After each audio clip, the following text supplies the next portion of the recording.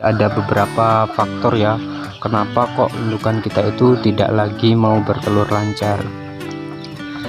Faktor-faktor tersebut diantara lainnya adalah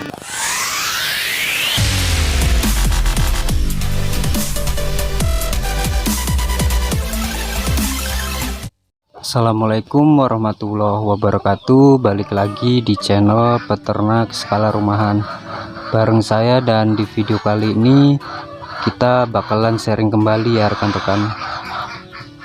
Kita bakalan sharing kembali tentang kenapa indukan kita itu tidak lagi mau bertelur lancar ya, karena yang sebelumnya itu indukan-indukan kita itu bertelurnya sangat-sangat lancar. Jadi ini juga menjawab pertanyaan dari komentar yang di video sebelumnya ya. Pertanyaannya, kenapa indukan kita itu tidak mau lagi bertelur lancar. Nah, untuk soal itu rekan-rekan, ada beberapa faktor ya, kenapa kok indukan kita itu tidak lagi mau bertelur lancar. Pastikan tonton videonya, jangan di skip supaya nanti tersimak dengan baik ya. Faktor-faktor tersebut diantara lainnya adalah yang pertama itu karena ayam kita itu biasanya sudah usia lumayan tua ya. Lumayan tua di sini biasanya ayam-ayam kita yang berusia 1,5 tahun seperti indukan-indukan kita ini memang biasanya dia itu akan mengalami rontok bulu ya rekan-rekan. Biasanya itu disebut dengan molting ya, fase molting. Jadi fase molting itu sendiri dimana ayam-ayam kita itu akan mengalami berhenti bertelur. Yang tadinya itu sangat-sangat lancar untuk bertelurnya, ini dia akan mengalami penurunan ya, di antara sampai 50% untuk telurnya itu tidak seperti biasanya. Dan kebetulan di sini ayam-ayam kita itu memang lagi dalam fase molting ya rekan-rekan. Yang biasanya bertelurnya itu per hari sampai dengan 80 dan 90%, dan ini bertelurnya sekarang tinggal 50 antara 60% rekan-rekan. Dan itu sangat-sangat wajar ya, apapun jenis ayamnya itu pasti akan mengalami fase molting rekan-rekan. Kalau misalkan rekan-rekan yang peliharanya itu beli dari indukan, pastikan tanyakan dulu dari penjualnya ya, untuk usia ayamnya itu sudah berapa tahun mungkin atau berapa bulan. Dan kalau memang biasanya masih muda dan seret bertelur ya atau berhenti bertelur, itu biasanya juga terjadi dalam cara perawatan kita atau cara treatment kita.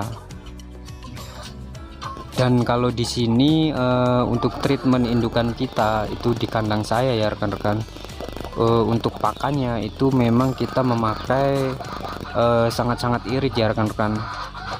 Untuk jenis makannya sendiri itu sebenarnya sudah saya bagikan di video saya yang sebelumnya.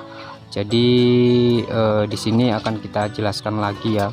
Untuk pakan indukan kita itu cuman memakai 2 bahan rekan-rekan, yaitu yang pertama fur murni, dan yang kedua kita campur dengan dedak ya atau bekatul. Nah, tetapi kita itu memberikannya dicampur dengan enzim ya rekan-rekan.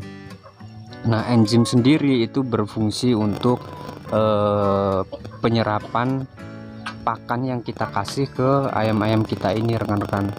Jadi dengan enzim kita itu terbantu, yang pertama itu terserapnya sempurna pakan yang kita kasih ke ayam-ayam kita, dan yang kedua itu untuk irit ya rekan-rekan.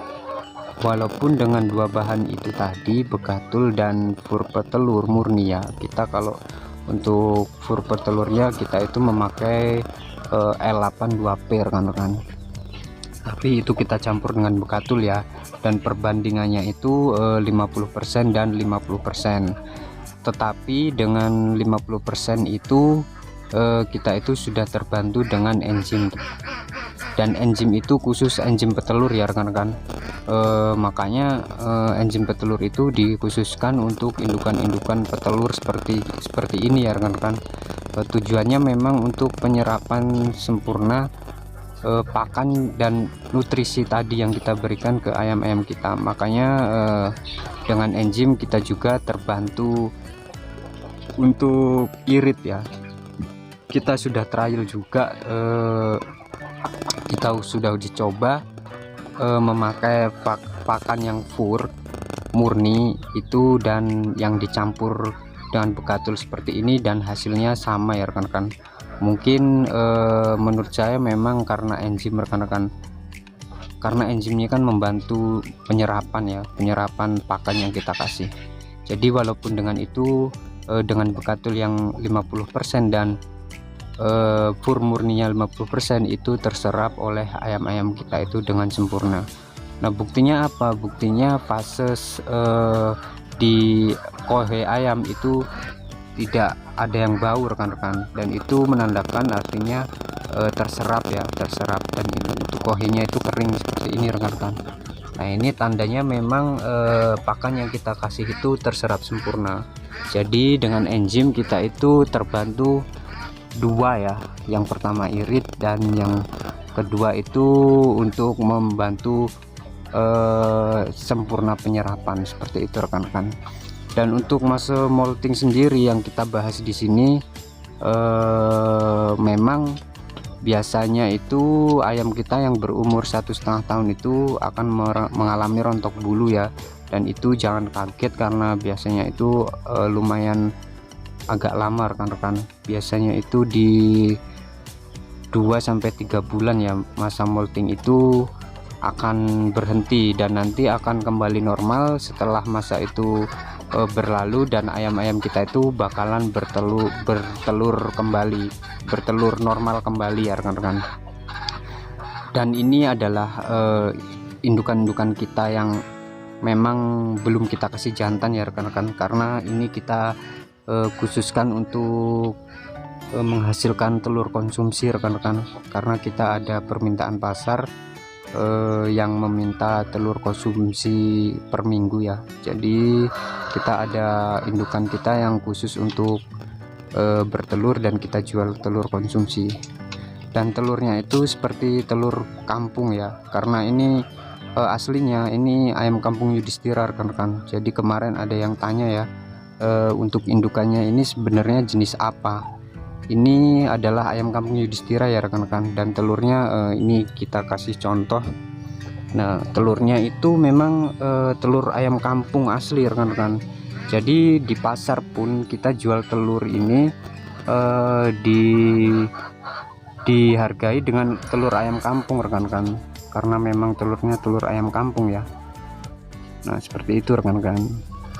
Dan untuk jantannya kita untuk cetak DOC itu memakai layar modif ya, yang biasa kita kenal dengan larmot.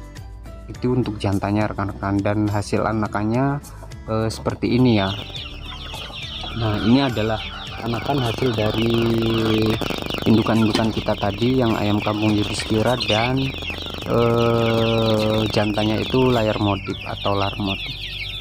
Untuk DOC nya sendiri kita memang jual ecer ya rekan-rekan, karena beberapa rekan-rekan kita yang di daerah sini Lampung Timur ini mereka meminta untuk setting indukan rekan-rekan. Jadi memang kita jual DOC yang mereka butuhkan.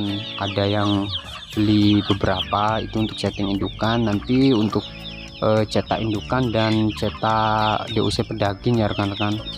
Untuk cetak DOC pedaging nanti jantannya bisa memakai ayam-ayam yang besar ya, minimal ya ayam Bangkok seperti itu rekan-rekan.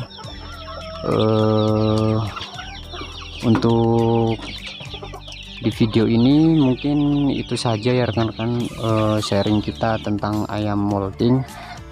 Dan untuk perawatannya sendiri cukup mudah ya rekan-rekan. Untuk ayam molting ini untuk saya itu kita kasih enzim terus menerus rekan-rekan, supaya untuk membantu pertumbuhan bulunya juga.